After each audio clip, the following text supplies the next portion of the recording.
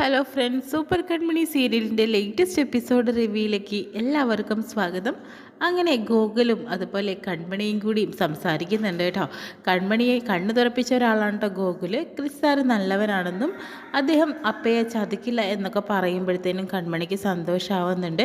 എന്തായാലും നാളെ തന്നെ അലിഗയിലേക്ക് പോകണം, എന്നിട്ട് സാറിനെ നേരിട്ട് കണ്ട് തന്നെ കാര്യങ്ങൾ അവതരിപ്പിക്കണമെന്നും അപ്പയോടായിട്ട് ഗോകുൽ പറയുന്നുണ്ട് കേട്ടോ. ഉത്തരവ്, ഞാൻ എന്തായാലും നാളെ പോയിട്ട് വരാം, എന്നാൽ അപ്പ കിടന്നോ എന്നൊക്കെ പറഞ്ഞിട്ട് ഗോകുൽ അങ്ങോട്ട് പോകുന്നു. അതിനുശേഷം തന്നെ കൺമണി ആലോചിച്ചുകൊണ്ടിരിക്കുന്നത് തന്നെ നല്ലൊരു മധുര സ്വപ്നം പോലെ ക്രഷ് അങ്ങോട്ടേക്ക് വരുന്നുണ്ട് കേട്ടോ. ക്രഷ് വന്നതിന് ശേഷം തന്നെ ഞാൻ അകത്തേക്ക് കയറട്ടെ കൺമണി എന്ന് പറയുന്നു. സാർ എന്തിനാ ചോദിക്കുന്നേ, വന്നോളൂ എന്ന് പറയുക കേട്ടോ. എൻ്റെ കൺമണി, ഞാൻ നിന്നോട് ഒരു തെറ്റ് ചെയ്തു. ഞാൻ ഒന്നും നിന്നെക്കുറിച്ച് പറഞ്ഞ സമയത്ത് ഒന്നും സംസാരിക്കാൻ സാധിച്ചില്ല. പക്ഷേ എനിക്ക് നിൻ്റെ കാര്യം ഓർക്കുമ്പോൾ വളരെയധികം വിഷമമുണ്ട്. ഞാൻ നിന്നോട് മാപ്പ് പറയാനാണ് വന്നതെന്ന് പറയുന്നു. സാർ എന്നോട് ഒരു കാര്യവും പറയണ്ട, മാപ്പൊന്നും പറയേണ്ട ആവശ്യമില്ല. തെറ്റ് എൻ്റെ ഭാഗത്താണ്. കാരണം സാറിനെ ഞാൻ അവിശ്വസിച്ചു. അങ്ങനെ ഒരിക്കലും ഞാൻ ചെയ്യാനായിട്ട് പാടില്ലായിരുന്നു. സാർ എന്നെ ഒരിക്കലും ചതിക്കില്ല എന്ന് എനിക്കറിയാം. പക്ഷേ അത് അറിയാൻ വേണ്ടിയിട്ട് കുറച്ച് വഴുകിപ്പോയി സർ. അതാണ് കേട്ടോ കാര്യങ്ങളൊക്കെ. അല്ലാതെ സാറിനോട് എനിക്ക് വൈരാഗ്യമോ ദേഷ്യമോ ഒന്നും തന്നെ ഇല്ല. സാർ എനിക്ക് വളരെ പ്രിയപ്പെട്ടവനാണ് എന്നൊക്കെ ക്രഷും അതുപോലെ കൺമണിയും കൂടി പറയുന്നുണ്ട് കേട്ടോ. അതിനുശേഷം തന്നെ ഞാനൊന്നും മാപ്പൊന്നും പറയണ്ടേ അപ്പോൾ എന്ന് പറയുന്നു. സാർ എന്നോട് ഒന്നും തന്നെ പറയണ്ട, പിന്നെ എന്താ ഞാൻ ചെയ്യേണ്ടതെന്ന രീതിയിൽ ചോദിക്കുന്നു. പിന്നെ അവർ പരസ്പരം കെട്ടിപ്പിടിക്കുന്നൊക്കെ ഉണ്ട് കേട്ടോ. ആ സമയത്ത് തന്നെയാണ് കൺമണി ആ സ്വപ്നം കണ്ടുകൊണ്ടിരുന്ന പോലെയായി. അങ്ങനെ ഉണരുന്ന സമയത്ത് തന്നെ പെട്ടെന്ന് തന്നെ അവിടേക്ക് ഗോകുല് വരുന്നുണ്ട് കേട്ടോ. ഗോകുല് അപ്പം എന്താ ഈ ആലോചിച്ചുകൊണ്ടിരിക്കുന്നത് അന്തം വിട്ടിട്ട് എന്ന് ചോദിക്കുമ്പോഴത്തേനും ഞാൻ കുറച്ച് കാര്യങ്ങൾ ചിന്തിച്ചുകൊണ്ടിരിക്കുക. ക്രിസ് സാറുമായിട്ടുള്ള സ്വപ്നം കണ്ടുകൊണ്ടിരിക്കുകയാണല്ലേ, എനിക്ക് മനസ്സിലായി. ഞാൻ അപ്പയ്ക്ക് ഒരു ശല്യമായോ? ക്രിഷും അതുപോലെ തന്നെ സാഗറും സംസാരിക്കുന്നുണ്ട് കേട്ടോ. സാഗറിനോട് ക്രിഷ് കാര്യങ്ങളൊക്കെ പറയുന്നുണ്ട്. ആ കൺമണിയെക്കുറിച്ചൊക്കെ പറയുന്നുണ്ട്. അച്ഛൻ, എനിക്ക് കൺമണിയെക്കുറിച്ച് പറയാനുണ്ടെന്ന് പറയുമ്പോൾ നീ എന്താ പറയാൻ പോകുന്നത് എനിക്ക് മനസ്സിലായി. കൺമണി അലിഗയിൽ നിന്ന് റിസൈൻ ചെയ്ത് പോവുകയാണെന്നല്ലേ? അത് എന്നോട് മാനസ പറഞ്ഞു. അവൾ പറഞ്ഞു ഇനി പുതിയൊരു ആഡ് കൊടുക്കണം, കൺമണിയുടെ സ്ഥാനത്തേക്ക് മറ്റൊരാളെ കൊണ്ടുവരണം എന്നൊക്കെ പറഞ്ഞു എന്ന് പറയുന്നുണ്ട്. അവൾ നല്ലൊരു ഡിസൈനറാണ്, അവൾ പോയാൽ നമുക്ക് നഷ്ടം തന്നെയാണ് മോനെ. പക്ഷെ പറഞ്ഞിട്ട് കാര്യമില്ലല്ലോ, അവളുടെ വിവാഹം ഉറപ്പിച്ചു എന്നും ഡേറ്റ് ഉറപ്പിച്ചു എന്നൊക്കെ പറഞ്ഞു കേട്ടു. അതുകൊണ്ട് തന്നെ ഇനി അവളൊരു കുടുംബജീവിതമാണല്ലോ ഏറ്റവും ഇമ്പോർട്ടൻ്റ് ആയിട്ടുള്ള കാര്യം. അവളുടെ ജീവിതം തിരഞ്ഞെടുക്കട്ടെ, വളരെ നല്ല കുട്ടിയല്ലേ എന്ന് പറയുന്നു. അച്ഛാ, ആ വരുൺ അത്ര നല്ല ഒരാളൊന്നുമല്ല എന്നൊക്കെ സാഗറിനോട് പറയുന്നു കേട്ടോ. അപ്പോഴത്തേനും സാഗർ പറയുന്നുണ്ട് എനിക്ക് നിന്നെ മനസ്സിലാക്കാനായിട്ട് പറ്റുന്നു, കാരണം നിനക്ക് അവളോടൊരു ഇഷ്ടമുണ്ടെന്നുള്ളത് എനിക്ക് ആദ്യമേ അറിയാമായിരുന്നു. അതുകൊണ്ട് തന്നെയാണ് എനിക്ക് നിൻ്റെ ആ പോക്ക് അത്ര ശരിയല്ല മോനെ. കാരണം എന്ന് വെച്ചിട്ടുണ്ടെങ്കിൽ അവൾ അവളുടെ ജീവിതമായിട്ട് അഡ്ജസ്റ്റ് ചെയ്ത് പോകുന്ന ഒരു കുട്ടിയാണ്. പക്ഷെ നീ അങ്ങനെയല്ല, നീ വലിയൊരു ആളാവേണ്ട ഒരാളും കൂടിയാണ്. അവളുടെ ജീവിതത്തിലേക്ക് നീ പിടിച്ചിട്ടതിന് ശേഷം തന്നെ നിനക്കൊന്നുമില്ലാത്തൊരവസ്ഥയിൽ നീ ആകരുത്. അതിന് വേണ്ടിയിട്ട് തന്നെയാണ് അച്ഛൻ ഓരോ കാര്യങ്ങളും നിന്നോടായിട്ട് പറയുന്നത്.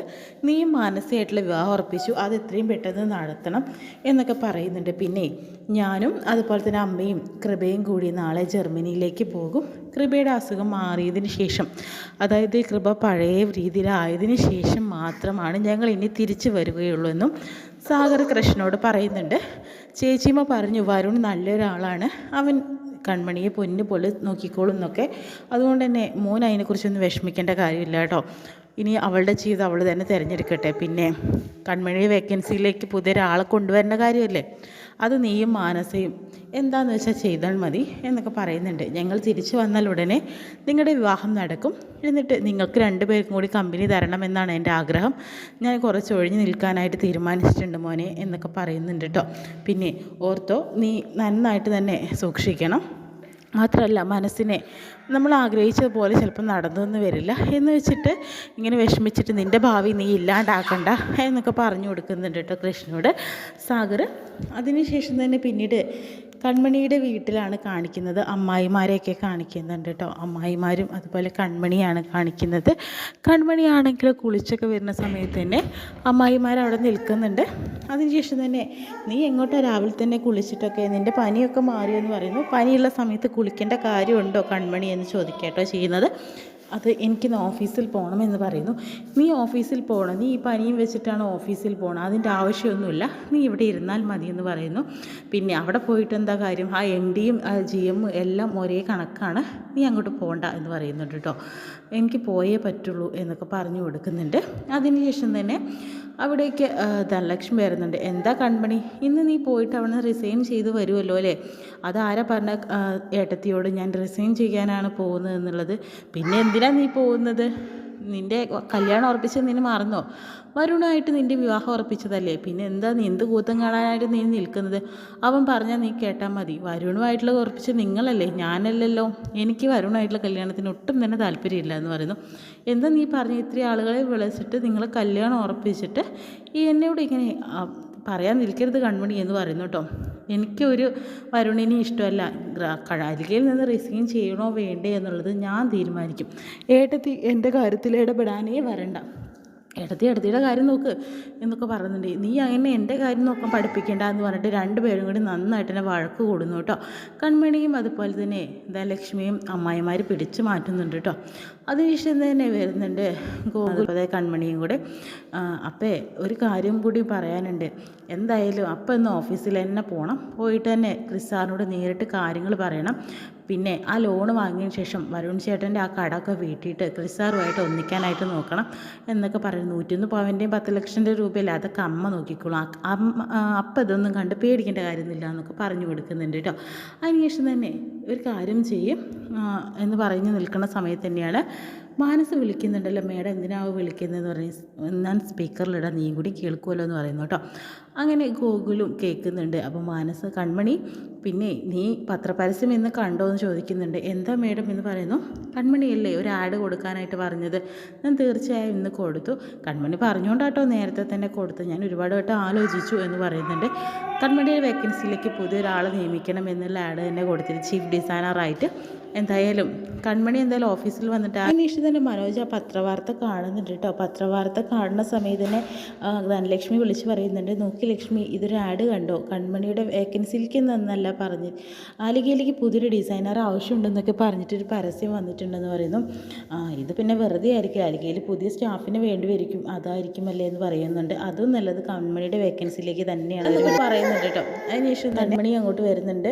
അതിനുശേഷം തന്നെ നീ പത്രപരസ്യം കണ്ടോ, എന്തായാലും ദൈവം ആദ്യമൊക്കെ പിന്നെ ഇതിപ്പം തന്നെയാണല്ലോ കാര്യങ്ങൾ നടത്തുന്നത്, അതുകൊണ്ട് തന്നെ ഇത് ഈ പത്രപരസ്യം നോക്കുമെന്ന് പറഞ്ഞിട്ട് കാണിച്ചു കൊടുക്കുന്നു. അതിൽ ആ പരസ്യം കാണുമ്പോഴത്തേനും കൺമണി ആകത്താകാം. അപ്പോൾ ഈ ഒരു പ്രധാനപ്പെട്ട തീരുമാനം പെട്ടെന്ന് എടുക്കേണ്ട ആവശ്യമില്ല, സാറിനോട് കൂടി ആലോചിച്ചിട്ട് മതി എന്ന് പറയാട്ടോ ചെയ്യുന്നത്. അപ്പോൾ കൺമണി ഇനി ഒന്നും പറയാൻ പറ്റാതായിരിക്കണം, എന്തായാലും ഞാൻ അലികയിലൊന്ന് പോയിട്ട് വരട്ടെ എന്ന് പറഞ്ഞു പോകുന്നു. പിന്നെയും കൃഷ്ണനെ അതുപോലെ മാനസിയെ കാണിക്കുന്നു. മാനസ ഒരു കോഫിയൊക്കെ ആയിട്ട് കർഷനെ കാണാനായിട്ട് വരാട്ടോ ചെയ്യുന്നത്.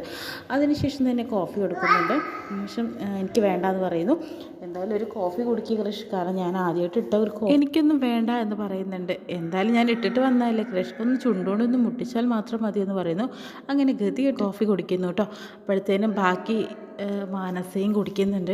എന്നിട്ട് പറയുന്നുണ്ട്, എന്തായാലും കൺമണി രാവിലെ വിളിച്ചിട്ടുണ്ടായിരുന്നു, ഇപ്പം കൃഷും കൺമണി എന്തെങ്കിലും പ്രശ്നം ഉണ്ടായിരുന്നോ എന്ന് ചോദിക്കുന്നുണ്ട് കേട്ടോ. എന്ത് പ്രശ്നം? അല്ല, അവൾ രാവിലെ വിളിച്ചിട്ട് എന്നോട് ദേഷ്യപ്പെട്ട് പറഞ്ഞു ഞാനിന്ന് റിസൈൻ ചെയ്യാണ്, എനിക്ക് അങ്ങോട്ട് വരാൻ തീരെ താല്പര്യമില്ല എന്നൊക്കെ പറയുന്നുണ്ടായിരുന്നു, എന്തൊക്കെയോ പറയുന്നുണ്ടായിരുന്നു. കൃഷ്ണന് ഒട്ടും തന്നെ ഇഷ്ടമില്ലാത്ത രീതിയിൽ സംസാരിച്ചു.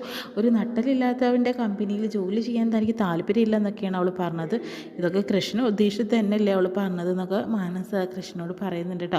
അപ്പോൾ കൃഷ്ണ ആകെ ഒരു എന്താ ഇങ്ങനെയൊക്കെ സംഭവിച്ചെന്നറിയാതെ അന്തം വിട്ടുകൊണ്ട് നിൽക്കുകയാണ്. അതിനുശേഷം തന്നെ കൺമണിയാണെങ്കിലും രാജിക്കത്ത് എഴുതുകയാണ് കേട്ടോ. അപ്പോഴത്തേനും ഗൂഗിൾ അങ്ങോട്ട് വരുന്നുണ്ട്. എന്താ അപ്പം എഴുതുന്നതെന്ന് പറയുന്നു. ഞാൻ റിസൈൻ ചെയ്യാൻ പോവുകയാണെടാ, ഇത് രാജിക്കത്താണ്, ഇനി എനിക്ക് ആ കമ്പനിയിൽ തുടരാനായിട്ട് സാധിക്കില്ല എന്നുള്ളത്, ഇത് കൊടുത്തിട്ട് ഞാൻ തിരിച്ചു വരുമെന്ന് പറയുന്നു. എന്താ അപ്പം ഇങ്ങനെയൊക്കെ പറയുന്നത്, സാറുമായിട്ടൊന്ന് സംസാരിക്കുക, എന്നിട്ട് മതി തീരുമാനങ്ങളൊക്കെ എന്നൊക്കെ ഗൂഗിൾ പറഞ്ഞു കൊടുക്കുന്നുണ്ട് കേട്ടോ. ഇത്രയും കാണിച്ചുകൊണ്ട് ഇന്നത്തെ എപ്പിസോഡ് വിശേഷങ്ങളൊക്കെ കഴിയുന്നത്.